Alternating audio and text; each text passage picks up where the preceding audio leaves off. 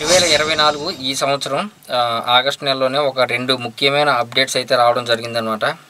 First ఇది మనం చూద్దాం. కొత్త ఓటర్ల నమోదు కోసం అంటే మీకు ఈ నెల ఆగస్టు 20వ తారీఖు నుంచి కొత్త ఓటుకైతే మనం నమోదు చేసుకోవచ్చు. యాక్చువల్గా లాస్ట్ ఇయర్లో చేసుకున్న వాళ్ళకి చాలామందికి ఓట్స్ అయితే రాలేదు, అంటే 18 ఇయర్స్ వాళ్ళకి కంప్లీట్ అవ్వక రాలేదు చాలామందికి. ఇప్పుడు ఏంటంటే 2025 జనవరి 1వ తారీఖుకి ఎవరికైతే 18 సంవత్సరాలు నిండుతాయో వాళ్ళైతే ఇప్పటి నుంచే అంటే రేపు వచ్చే 20వ తారీఖు నుంచి మీరు నమోదు అయితే చేసుకోవచ్చు అనమాట.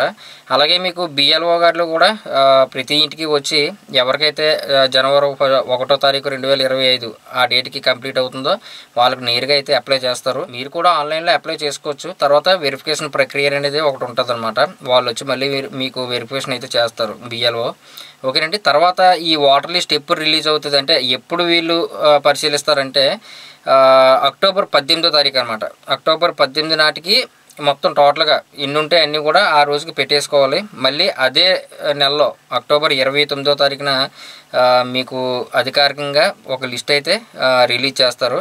అది మీకు టెంపరీగా ఉంటుంది అన్నమాట, అంటే డ్రాఫ్ట్ లిస్ట్ అనమాట. తర్వాత ఫైనల్ లిస్టు అంటే ఫైనల్గా ఏదైతే వచ్చిందో ఆ లిస్టులో పేరు ఉంటేనే మీకు ఓట్ అనేది కన్ఫర్మ్ అయినట్టు అనమాట. అది మీకు జనవరిలో అయితే ఉంటుంది. జనవరి 6వ తారీఖుని 2025 జనవరి 6వ తారీఖుని ఫైనల్ లిస్ట్ అయితే రిలీజ్ చేస్తారు. ఈ లోపల మీరు కరెక్షన్స్ ఏమైనా ఉంటే పెట్టుకోవచ్చు. అలాగే మీ ఓటర్ ఐడిలో గతంలో తప్పుగా ఎంట్రీ చేస్తే అవి కూడా ఇప్పుడు మీకు సవరణలు కూడా అవుతాయి. అలాగే కొత్త ఓటు కూడా చేసుకోవచ్చు అక్టోబర్ 20వ తారీఖు నుంచి. ఆన్లైన్లో అయితే మీరు పెట్టుకోండి, ఒకవేళ వస్తే కనుక. లేదు అనుకుంటే వాళ్ళే వచ్చి చేస్తారు. ఓకేనా. మళ్ళీ కొత్త ఓటుకి ఎలా అప్లై చేయాలని చెప్పేసి అడగండి, ఎందుకంటే ఆల్రెడీ మన ఛానల్లో 2 వీడియోస్ అయితే పెట్టాను. ఈ వీడియో కింద డిస్క్రిప్షన్లో మీకు ఆ లింక్ కూడా పెడతాను, వీడియో లింక్ లాస్ట్ ఎండ్ స్క్రీన్లో కూడా ఇస్తాను, ఒకసారి చూడండి. జస్ట్ ఏం లేదు, మీకు ఆధార్ కార్డు, ఒక ఫోటో, ఒక ఫోన్ నెంబర్ ఉంటే చాలు, డైరెక్ట్గా మీరే అప్లై అయితే చేసేసుకోవచ్చు. ఇక రెండవది, చాలామంది ఎదురు చూస్తూ ఉన్నారనమాట ఈ రేషన్ కార్డు గురించి. కొత్తగా రేషన్ కార్డు మేము ఇప్పుడు అప్లై చేసుకోవచ్చు అని చెప్పేసి అడుగుతూ ఉన్నారు. అయితే ప్రజెంట్ అయితే ఇప్పుడు లేదండి. ఎందుకంటే ఒక 2-3 నెలల కిందట పెళ్ళైన వారు, తర్వాత గతంలో ఎవరికైనా పెళ్ళి అయ్యి ఇంకా మీకు రేషన్ కార్డు రాకపోతే కనుక వెయిట్ చేయండి, త్వరలో అప్డేట్ అనేది వస్తుంది కాబట్టి ఖచ్చితంగా మీరైతే అప్లై చేసుకోవచ్చు. అయితే దీనికి కావాల్సిన పత్రాలు మీ అందరికీ తెలుసు. మ్యారేజ్ సర్టిఫికేట్ అనేది ఖచ్చితంగా ఉండాలి, తర్వాత ఆధార్ కార్డులు అనమాట.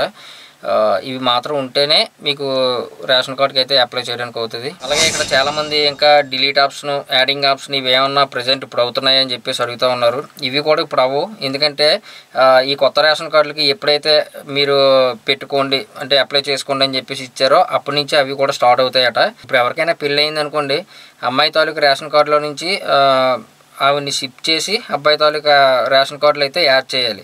యాడ్ చేసిన తర్వాత అబ్బాయి తాలూకు రేషన్ కార్డుల నుంచి మళ్ళీ వీళ్ళిద్దరూ కూడా స్ప్లిట్ అయితే అవ్వాలన్నమాట, అంటే డిలీట్ అవ్వాలి. అప్పుడు వీళ్ళకి కొత్త రేషన్ కార్డు అయితే అప్లై అవుతుంది.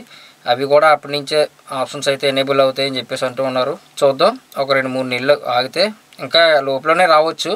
కాకపోతే ఈ కార్డ్స్ డిజైనింగ్ ఏదైతే ఉందో అవి దానివల్ల కొద్దిగా వాయిదా అయితే పడింది అని చెప్పేసి అంటూ ఉన్నారు, ఎందుకంటే డిజైన్ అది మారుతుంది కాబట్టి. ఈ మ్యారేజ్ సర్టిఫికేట్ గురించి మీ అందరికీ తెలుసు కదా, అంటే పెళ్ళైన 60 రోజుల లోపల అయితే మనం గ్రామ సచివాలయంకి వెళ్ళి అప్లై చేసుకోవచ్చు.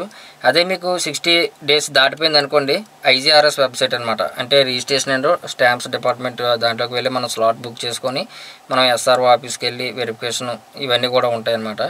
ఆ వీడియో కూడా నేను ఎండ్ స్క్రీన్లో పెడతాను, చూడండి. ఒకవేళ మీకు పెళ్ళి అయిపోయి మాకు 60 డేస్ దాటిపోయిందండి, ఇప్పుడు ఎలా అప్లై చేసుకోవాలని చెప్పేసి అడిగిన వారికి ఆ వీడియో అయితే ఉపయోగపడుతుంది. స్లాట్ బుక్ చేసుకొని వెళ్ళడమే, జస్ట్ 500 రూపాయలు ఫీజు అయితే ఉంటుంది అనమాట. మరి అప్లై చేసుకున్నప్పుడు ఆప్షన్గా ఎనేబుల్ అయితే మనకి ఏపీ సేవా పోర్టల్లో ఇస్తారా, సిటిజన్ లాగిన్కి ఇస్తారా, లేదంటే గ్రామ సచివాలయంకే వెళ్ళి మనం అప్లై చేసుకోవాల్సి ఉంటుందా ఏంటనేది వేచి చూడాలి మనం. ఇవన్నమాట ప్రజెంట్ ఈ 2024లో ఆగస్టు నెలలో వచ్చిన 2 అప్డేట్స్. గతంలో ఇంకా అప్డేట్స్ వస్తే కనుక ఖచ్చితంగా మన ఛానల్ అయితే పోస్ట్ చేస్తాను. ఓకే, ఇంకా ఈ వీడియో మీద ఏమైనా డౌట్స్ ఉంటే కనుక కింద కామెంట్ సెక్షన్లో మెన్షన్ చేయండి. వీడియో నచ్చితే ఖచ్చితంగా లైక్ చేయండి. అలాగే మన ఛానల్ మాత్రం సబ్స్క్రైబ్ చేసుకోవడం మర్చిపోవద్దు.